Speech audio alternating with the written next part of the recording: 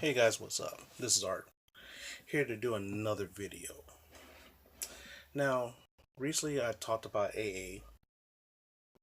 I talked about AA before, but let me talk about AA again. But I'm gonna tell you about, let me tell you about a little secret within AA. Now, thing is that there's a secret group within Alcoholics Anonymous that does things slightly different than the normal groups. Most normal groups, they believe in spirituality. But what happens if you don't believe in spirituality? Hmm. Now, remember the one video I talked about the higher power concept? What if you don't believe in a higher power, a concept of higher power? Then what? Does that mean you can't get sober? Does that mean you can't be on part of AA? Not so. There's a group of people. I'm not going to tell you who they are, but there's a lot of them. There's even one near me that I want to try to go to, but I haven't went there yet. They hold meetings like once a month, but they're based on agnosticism, which is the lack of belief of a spiritual power unless you prove. Okay, and what happened? They came up with their own version of the 12 steps. Now, personally, these 12 steps sound better for me than the regular 12 steps, which is spiritually based. So let me run through these 12 steps, and we'll see what it is. The first step, we admitted we were powerless over alcohol, that our lives had become unmanageable. Same as the regular version of same as the regular version. Basically, it means that you overdo alcohol, and when you do alcohol, it's your life becomes a shitty. Okay. Number two, came to believe and to accept that we needed strengths beyond our awareness and resources to restore us to sanity. Now, the regular version says believe in a higher power. This says that we need some kind of strength beyond our own personal awareness. Notice we had to search out knowledge to help us become normal again, to restore us to sanity. Okay? Number three, made a decision to entrust our will and our lives to the care of the collective wisdom and resources of those who have searched before us. In other words, I found something that can help you stay sober. We trust that knowledge. We're not trusting something that's untested. We're not trusting something that we cannot measure. We're testing something that was actually proven. Now, are these steps are not any steps proven? Okay, let's say for example, you're driving your car. You're look at your gas gauge. It tells you how much gas is in your car. What if your gas gauge is broken? Do you have to try to measure how much gas you're using? So, like, say for example, my Jimmy, I had to get gas every 3 days. So if that thing was broken, I filled it up to the top. That means 3 days from now, I got to fill up more gas. If I'm driving normal. If I don't drive it, of course, you stretch it another day. Okay. Number four, made a searching and fearless moral inventory of ourselves. Basically, you examine your life, you find what's wrong with you, your strengths and your weaknesses, and you comment on it. That's what I think about it. Number five, admit to ourselves without reservation and to another human being the exact nature of our wrongs. This is where you tell another person, I did this kind of stuff, I did that kind of stuff, I did this, I did that, did that. Same thing like the other one. Personally, I don't believe in telling, you know, tell someone who we don't know what the kind of shit that we've done. That's kind of way too personal for my taste. Okay. 6, we're ready to accept and letting go of all of our defects of character. All the bad stuff that our bad habits, the bad stuff that we do, let it go. 7, with humility and openness sought to eliminate our shortcomings. Ties in together. Trying to become a better person by eliminating the bad shit. 8, made a list of all the persons we had harmed and become willing to make amends to them all. Same thing like the other one. You make a list of, I hurt this person right here, I hurt them in some way, shape, or form. Okay. Number 9, make direct amends to such people whenever possible, except for when those would injure them or others. Okay, now this is where the little trick is. Say, for example,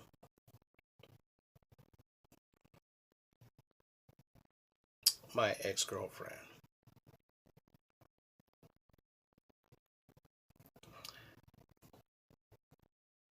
What if one day I cheated on her because she wasn't giving me attention? Remember the story I told you about my ex-girlfriend who basically wasn't really around till she needed me, kind of thing, kind of thing. Fed me lies to keep me interested in her. You know what I'm saying? What if I just went out one night and just fucked some other chick because she wasn't paying attention to me? Almost happened, but I decided not to. In fact, I should have done it, in my opinion, because she was banging other dudes. But that's a totally different story. I can come to her and say, you know what? Yeah, I cheated on your ass. And guess what? It wouldn't make a difference. But imagine if you're married and you cheated on your wife and you're still married to her. And you say, hey, baby, I cheated on you when I was drinking and all sorts of shit. I'm sorry. I cheated on you. That will technically injure them. Now, in my opinion, whether or not you should tell your significant other you cheated on them, in my personal opinion, you should, because if you're in a relationship with that person, you're supposed to be honest with that person. But that's the kind of thing they're talking about. Or, you know what? During my drinking days or my drugging days, I bummed so much money from you. I went to your account, took all this money from you, and I know you want to kick my ass, but please don't, kind of thing. Within reason. Number 10, continue to take personal inventory, and when you're wrong, properly admitted it. If I did something wrong, I admit I did wrong. Same thing like the other one. 11, sought through meditation to improve our spiritual awareness. Now, here's the funny thing is, agnostics usually don't believe in spirituality unless they can prove it. But they use this in our understanding of the AA way of life and to discover the power to carry out that way of life. In other words, what I get out of that is, whatever you find in AA, use that to keep your life going. Number 12, having a spiritual awakening. As a result of these steps, we try to carry this message to alcoholics and practice these principles in all of our affairs. And I'm like,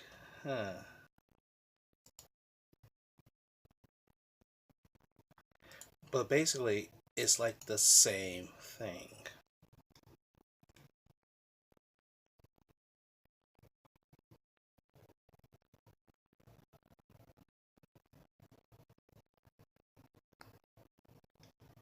And of course, everybody twisted it to a little bit. Like sometimes, came to believe that with help, we can recover from alcoholism. Yeah, that makes sense. Make a decision to change our lives for our community to the simple program of recovery. Okay.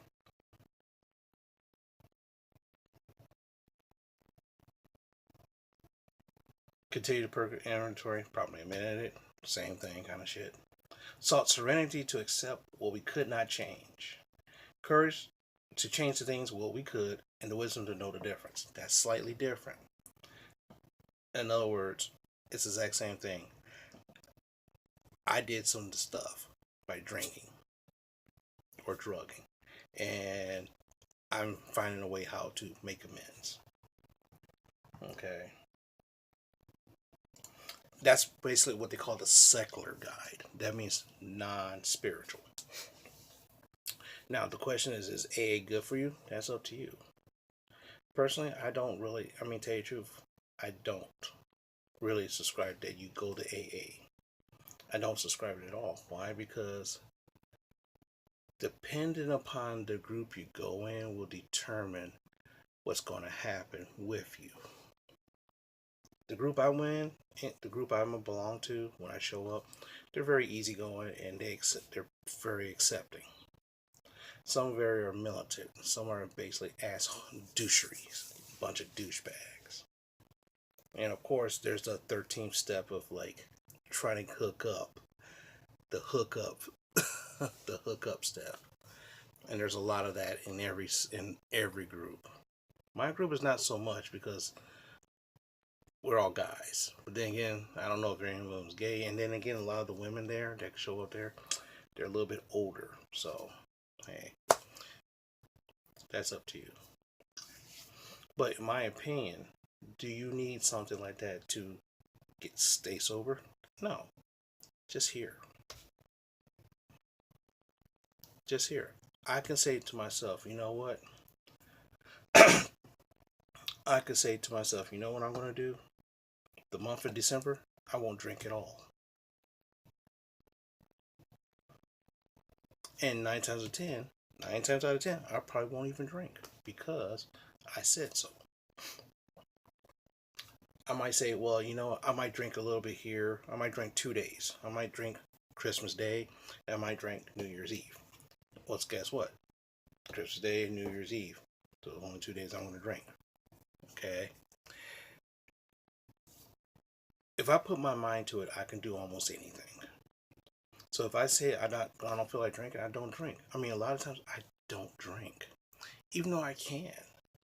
My mom has beer downstairs in the fridge. It's so easy for me to go downstairs and crack open a cold one and just chug it down, but I don't because I don't feel like drinking. And the problem is now I drink when I feel like it, not because I'm bored. Not because I'm mad, not because I'm sad, not because I'm happy, not because I'm glad. It kind of rhymes. There's always an occasion to drink. But the thing is, a lot of times I'm stressed out. My boss is pissing me off. You know what? My boss is pissing me off. So you know what? I'm gonna go for lunch. I'm gonna go to this bar down the street, get the $250 burger. Then after everything's said and done, it's like $10 because I want cheese. I want tomatoes, lettuce. They charge me for extra shit, and I want fries on top of that. So that $250 burger turns into like a $7 to $8 burger and $10 with fries, and drink 2 or 3 beers along with it. Yeah, I don't feel like doing that shit because I don't feel like it. And a lot of times when I do feel like it, like today was a very stressful day. I was like, man, first day back from vacation and everything went to shit. And I was looking around, I was like, dude, you know what? 3 years ago, I've been down the street drinking. Not today, because I'm facing reality, sober. A friend of mine, used to she used to do a lot of drugs and all sorts of drinking, drug, and all sorts of shit. I talked about her in the past video. I talked to her recently, and she, for the most part, cleaned up her act. She realized she fucked up, and she cleaned up her act. In a way, she's not part of AA or NA, but she's trying to make amends to me. I can either accept it or don't. But the thing is, that's a totally totally different scenario. And I told her earlier this year, you would have been drugging and drinking heavily. And today you're going through some mess right now.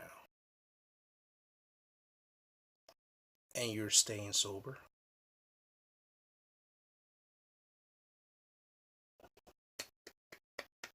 Now, is she really truly staying sober or not? I don't really know, but you got to take their word for it. I'd tell you if I drink. I told you in many different videos I still drink. And a lot of you probably don't even believe it. A lot of you probably be like, "Oh man, after everything you went through, you still gonna drink?" Yeah. Oh man, I would never do that. But then again, here's the thing. Right now, I'm more comfortable around it. I'm more comfortable. In other words, when I first got off of probation, I wasn't comfortable around alcohol at all. But now I am. Not the fact that I have beer all over the place and like, yeah, let me just grab whenever I want. No, that's not what I meant. What I meant is that if I drink a beer or I drink some alcohol, it's okay. If I don't drink it, it's okay. Before, I had to drink every Saturday night. Every Saturday night, I had to go out drinking. Saturday nights, around 12 o'clock, 11 to 12 o'clock, if you'd have called my phone, you would have heard me in some bar. If you would have texted me, I'd be like, I'm drinking at the bar. Nowadays, you text me at 11 o'clock at night, I might be sleeping. I might be playing a video game. I might be doing something. I might be watching a movie at the house, but I'm not drinking. Only when I feel like it. So the thing is that don't be afraid of what's around you. Be afraid of what you might do. And when you're afraid of something that you might do, that's when sometimes reality comes in and kicks you in the ass. Okay? So that's another version of AA. Tell you the truth, that version of AA that I talked about today sounds more like me than the higher power kind of version. Okay? So I said, as usual, leave some comments. Let me know what you think. And then again, also, if you don't believe me, go to Google, Bing, or Yahoo, or whatever your internet provider, type in Agnostic Alcoholics Anonymous. Bam! It's the same thing like regular AA, but it's not from a spiritual perspective. Is there really any big difference to me? No, there's no big freaking difference at all. It's not a big difference at all. So with that, I'm gonna go. It's 12:30 in the morning. I'm supposed to be up at 5 o'clock tomorrow, and I'm supposed to be up in like 4 hours. Probably won't be able to sleep, but that's okay. I'm gonna try to get some sleep. So this is what's on my mind. A lot of times when stuff is on my mind and in my heart, I gotta let it out, and this is what I'm letting out. So, and everything I say is 90% true. I'm not gonna say 100% true because sometimes I embellish it to make it sound more interesting. But a lot of times I'm just I'm boring. I'm a boring guy. Why? Because I do boring things. I live a very boring life. So my drunk stories, sometimes I embellish it a little bit to make it sound really, really off the wall crazy to say, man, this is the reason why I can understand why you're sober now. Okay? So take it easy. Take it easy. Make it simple. Enact the plan and follow that plan in everyday life. Talk to you later.